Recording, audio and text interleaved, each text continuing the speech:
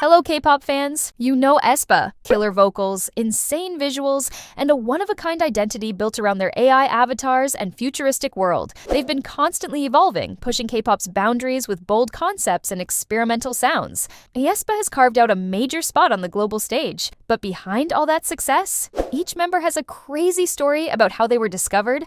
From sketchy DMs to random street castings, let's dive into how Karina, Ningning, Winter, and Giselle became Aespa. Karina's always been that artsy kid. Piano, guitar, flute, you name it. She was super into music. And every time she saw idols dancing and singing on TV, it gave her this spark. That's when she started dreaming. Maybe I could be one of them someday. Watching Girls' Generation sealed the deal for her. She started taking vocal lessons, and according to her teachers, she wasn't just nice. She was insanely hardworking. School, academy, practice. She was on top of everything, always smiling and cheering on her friends. And then Instagram happened. Even in school, Karina was already stunning. So every time she posted a pic, people were like, OMG, she's unreal. Her follower count kept climbing, and she slowly became a mini celeb online. One day she got this super random DM. Hey, have you ever thought about becoming an idol? Karina replied, what company are you from? No answer. So she straight up said, how am I supposed to believe this? Turns out that sketchy DM was actually from SM Entertainment. Yup. After that, Karina had a light bulb moment. Like, wait, you can actually get casted through Instagram? So she started playing the game, posting more, making sure the vibe was on point. She even started walking around all the K-pop hotspots like Hongdae and Gangnam, sitting in cafes pretending to read a book or just zoning out, hoping someone would spot her, literally manifesting street casting energy. And it worked. Another SM casting manager slid into her DMs, still didn't say the company name. But this time, Karina went to meet them. They saw her visuals and were like, yup, that's it. She was in. But since she got in through casting, not a formal audition, she started doubting herself. Do I actually have what it takes? So she went all in, practicing like crazy, drilling every move until it clicked, mimicking others until she made it her own. Eventually, even SM was like, hold on, she's actually killing it. Now, her stage presence, live vocals, performance skills, 100% solid. And none of it happened overnight. It's all thanks to pure hustle. Ningning was that kid. Singing? Check. Dancing? Check. Calligraphy? Painting? Also check. She could do everything. The whole idol dream started when she sang at a local event in a mall back in elementary school. The crowd was blown away. That moment made her realize, this is what I want to do. Her parents were super supportive and pushed her to enter every local audition they could find. And it worked. Agencies started paying attention, including SM. SM saw her audition tape and reached out. But Ningning, she thought it was a total scam at first. Even when they offered her a plane ticket to Korea, she was like, no way this is real. But once she arrived and saw the SM building in person, it finally clicked. This was legit. She was officially introduced as a member of SM Rookies in 2016, and for 4 years, she just kept grinding. No flashy debut, no viral moment, just steady, serious work. That's Ningning's thing. Slow and steady wins the race. She wasn't trying to grab attention, she was focused on building solid skills from the ground up.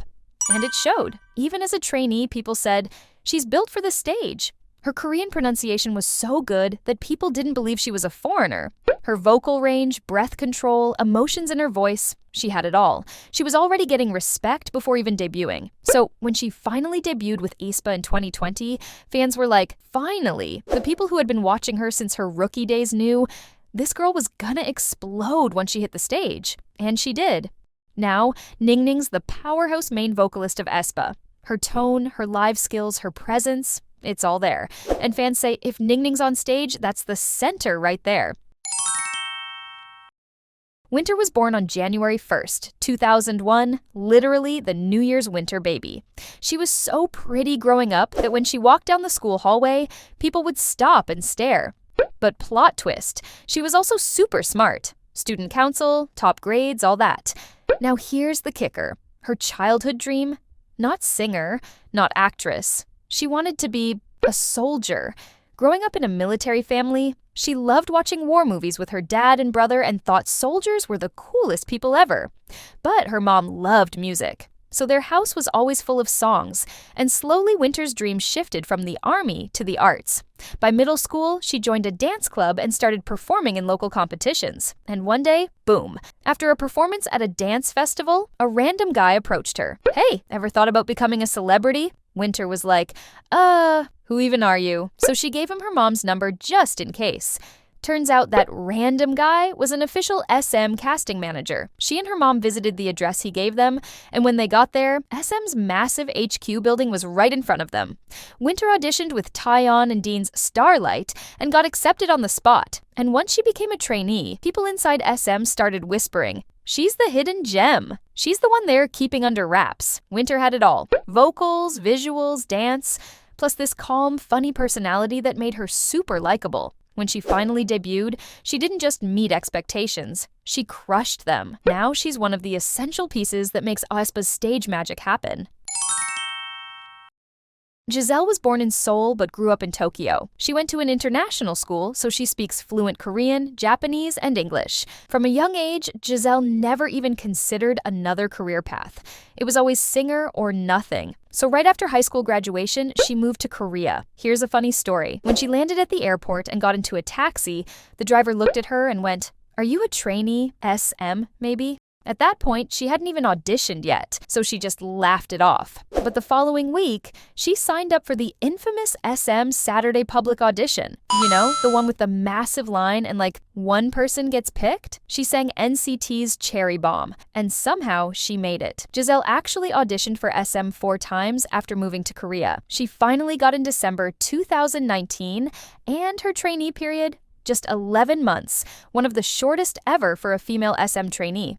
Within 3 to 4 months, she was already training with the debut lineup for Aespa. At first, some people said, "Isn't she still a little green?" But by the time Savage and Illusion came out, she shut that down fast. Her growth has been insane. Now she holds down choreo like a pro. And even fans who doubted her at first are like, okay, Giselle is really dancing now. And fun fact, Aespa's debut teaser dropped on her birthday. She said it felt like the best birthday present ever. Now, Giselle's not just part of Aespa. She's a core piece of it. Visuals, attitude, language skills, and presence.